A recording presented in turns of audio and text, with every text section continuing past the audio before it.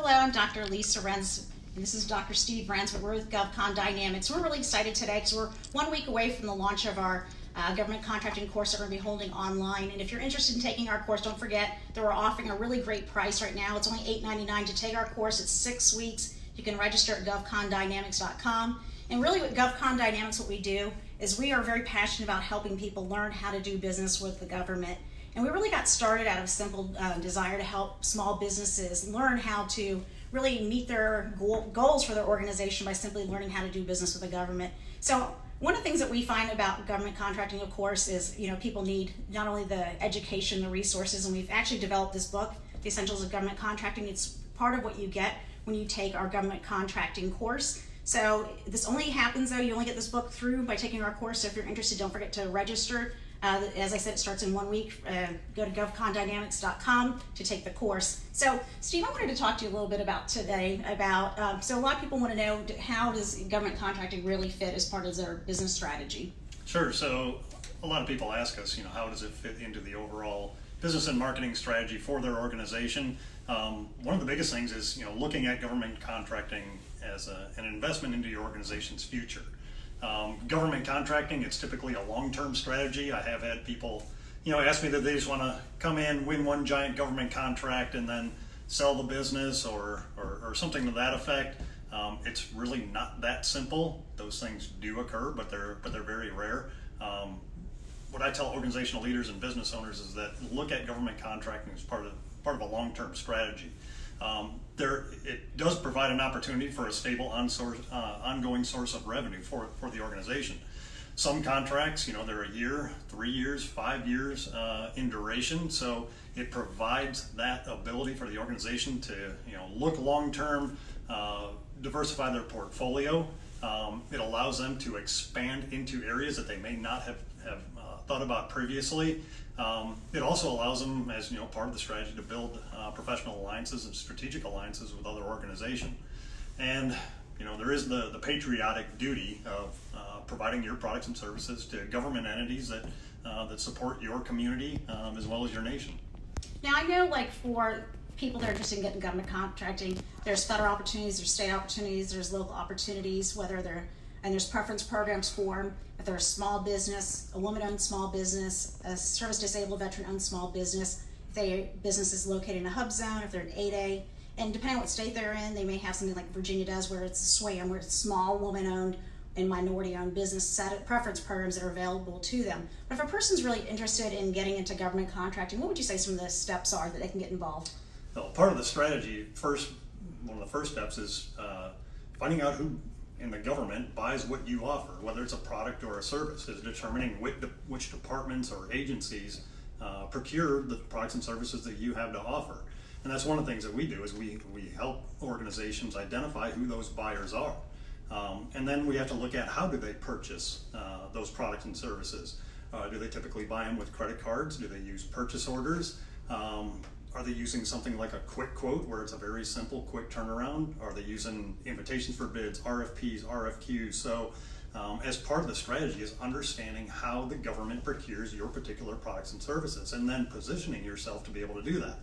Then we also need to look at when do they purchase these things. Depending on the industry, some do it seasonally, particularly if you're in landscaping or pest control or something like that. A lot of those contracts are seasonal, but some are ongoing. They're year-round. So it's looking at those different aspects and the types of bids and the types of contracts that they're going to become.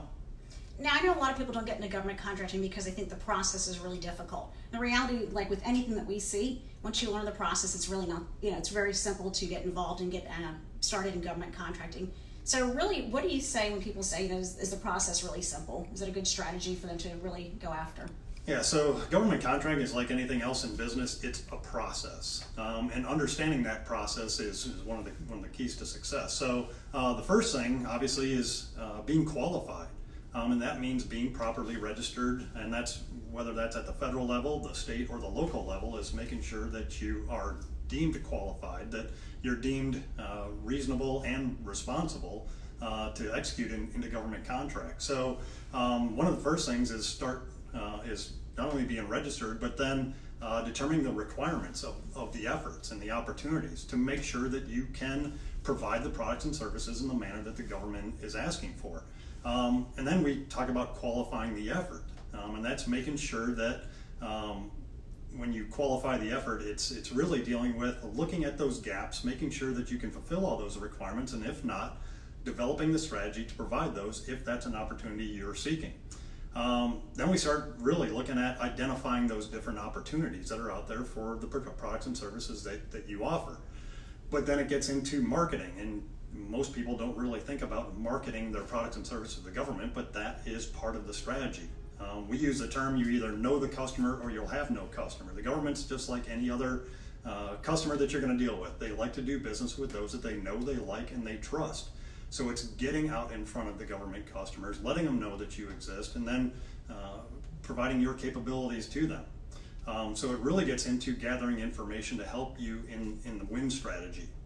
Other things that we look at are getting on contract vehicles. If that's the way that government entities procure the products and services that you offer, we start looking at some of the various contract vehicles like GSA and some of the other ones, that if that's the normal mode that your government buyers procure your products and services, we look at that as part of the strategy. GSA schedules a 20-year contract with the government, so it provides that stable, ongoing source of revenue. For small businesses, we really start looking at targeting the set-asides. You mentioned earlier the woman-owned, the service-abled veteran-owned, the 8A, the hub zone.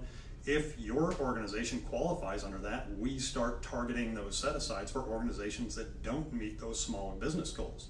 And that happens on the federal level as well as state level. So most, I would say many small business owners don't think that they can compete against the large organizations. But the government, whether it's the federal, state, or the local, have incentive programs for small businesses. They want to do business with the small businesses. So we start looking at those set-asides, and then get in with some of those agencies that aren't meeting those goals. And then the last thing really is bidding. You can't win if you don't bid, if you don't compete. It's kind of like complaining about somebody winning the lottery when you didn't even play. But you have to bid in accordance to what the government is seeking and what those requirements are. So we make sure that our clients and customers are fully compliant in their bid process, and that they submit on time and in the prescribed format that the government is looking for. So for a lot of, especially small businesses who are looking to get into government contracting, like we said in some of our earlier webinars and Facebook Lives, it can be as easy as a simple credit card purchase or a simple purchase order for your products and services, all the way up to full-blown multi-volume RFP responses and things like that. So, and it's just kind of interesting, this morning I was looking at some different opportunities for some clients and just kind of running down a list, and I saw everything from canned collard greens for some government agencies, to printing, to janitorial services, to software integration, communication systems, outdoor fitness equipment. The government is seeking products and services across every industry. And what I tell people, as long as you're not doing tarot card reading or palm reading, the government probably seeks out the products and services that you provide. One of the things that I find really interesting is I was talking to one of our past clients this week, and she gave me a great testimonial saying that she got into government contracting 6 years ago.